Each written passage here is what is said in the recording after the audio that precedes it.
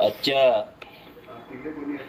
कार्यक्रमाचे अध्यक्ष गणवीर साहेब आहे, भीमराव साहेब, गाडे साहेब आणि समस्त बौद्ध बांधव. आता जो मुद्दा मांडला फुजे साहेबांनी, तिथं बॉ काय सोडून नाही केली नाही का केली, तर नक्कीच परवाच्या दिवशी आपल्याला ज्या प्रकारे मागच्या वर्षी 1 जुलैला ज्या प्रकारे आंदोलन झालं होतं आणि समस्त नागपूरवासीच नव्हे तर संपूर्ण देशभरातून जनता तिथं उतरली होती, म्हणून ते आंदोलन सक्सेस झालं. आंदोलन सक्सेस म्हणावं लागेल. आता उरला तो सौंदर्यीकरणाचा प्रश्न, तर आता होत राहील केव्हा होते काय होते, कारण समाज काय करू शकतो हे आपण बघितलं. मुंबईच्या आजाद महाराज समाज काय करू शकतो. 8 दिवस शासनाला झोपू दिलं नाही, 9व्या दिवशी शासनाला निर्णय घ्यावा लागला आणि त्याला न्याय द्यावा लागला. कोणते जरंगे पाटलाचं आपण आंदोलन बघितलंच ना. समाज काय करू शकतो, कारण आपल्याला सगळ्यांना माहिती आहे छत्रपती शिवाजी महाराजां माग सैनिक कमी होते. आपण जो सेनेचा जो मुद्दा घेतला, सैनिक कमी होते, मावळे होते साथीला. कारण शिवाजी महाराजांमागे मावळे होते म्हणून छत्रपती शिवाजी महाराजांना स्वराज्य निर्माण केलं, हे आपल्याला सगळ्यांना माहिती आहे. का बाबासाहेब आंबेडकरांमागे समाज होता म्हणून बाबासाहेब आंबेडकरांनी एक कट्टा समाजाला एकत्रित केलं आणि 14 ऑक्टोबर 1956 ला नागपूरच्या नागभूमीवरती सगळ्या बौद्ध बांधवांना धम्म दीक्षा दिली. आपल्याला सगळ्यांना माहिती आहे.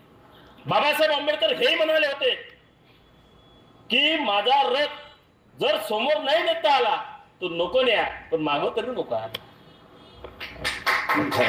आपल्याला रथ जर समोर नसेल न्यायचा तर मागं तरी नको आणा, हे बाबासाहेब आंबेडकर म्हणाले होते.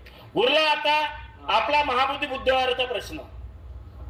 हा गेल्या किती महिने 3 महिन्यापासून सतत पेटत आहे. 6 महिने झाले. आता म्हणाले 5,000 बौद्धाने आपण 50,000 नेऊ, पण 50,000 नाही, हा 9 कोटी बौद्ध बांधवांचा प्रश्न अस्मितेचा प्रश्न आहे. त्या सगळ्या देशवासियांनी त्या बिहार मध्ये जाऊन त्यांना आपण या तिथल्या सरकारला आपण न्याय मागायला पाहिजे. समाज एकट्टा किती आहे ते महत्वाचं नाही. बाबा वामनदादा कर्डक म्हणतात, अरे भीमा तुझ्या मताचे जर 5 लोक असतील, भीमा तुझ्या मताचे जर 5 लोक असतील आणि तलवारी तयाचे न्यारे चुटोक असती, तलवारी तयाचे न्यारे चुटोक असती, तलवारी तयाचे न्यारे चुटोक असती.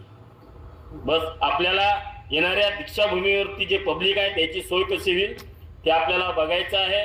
कारण जेणेकरून नागपूर ही महाराष्ट्राची उपराजधानी म्हणून आपल्या या नागपूर शहराची ओळख आहे आणि नागपूरमध्ये आलेला व्यक्ती हा खुश होऊन गेला पाहिजे. कारण बाहेर गेल्यानंतर असं ना म्हटलं पाहिजे की बाबा नागपूरमध्ये आमची गैरसोय झाली. असं आपल्याला त्याची सोय कशी लावता येईल, जेवणा खावण्याची सोय कशी लावता येईल, त्यांची झोपण्याची व्यवस्था कशी लावता येईल ते आपल्याला बघावं लागेल. शेवटी एकच म्हणेल की दिनाच्या दुःखासाठी खरेच तू चिंतन केले, अरे दिनाच्या दुःखासाठी खरेच तू चिंतन केले, अरे दुःख घालण्या बा भीमा तू विचार मंथन केले. तेली कुणबी महार समाजासाठीच नव्हे तर संपूर्ण देशासाठी तू कायाचे चंदन केले. म्हणूनच बा भीमा तुला साऱ्या जगाने वंदन केले, म्हणूनच बा भीमा तुला साऱ्या जगाने वंदन केले. इथेच बोलतो. धन्यवाद. जय भीम, जय भारत, नमो बुद्धाय.